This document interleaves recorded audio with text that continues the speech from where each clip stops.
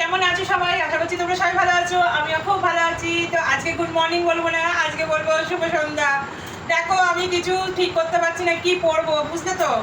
এই শাড়িটা পরবো, দেখো না এই শাড়িটা পরবো, বলো তো কোনটা পরবো কিছু বুঝতে পারছি না। ওর জন্যই তোমাদের কাছে ভিডিও করে বলছি, তোমরা একটু কমেন্টে জানাও যে কোনটা পরবো, তাহলে সেইটা তাহলে কালকে পরবো, আজকে তাহলে আর পরবো না, আজকে চুড়িদার পরে যাবো। কোনটা পরবো একটু কমেন্ট করো, কমেন্টে বলো। এই দেখো একটা, আর এই দেখো একটা শাড়ি, কোনটা ভালো লাগছে কমেন্টে জানিয়ে দিও। এটা পার, দেখেছো কোনটা ভালো লাগছে?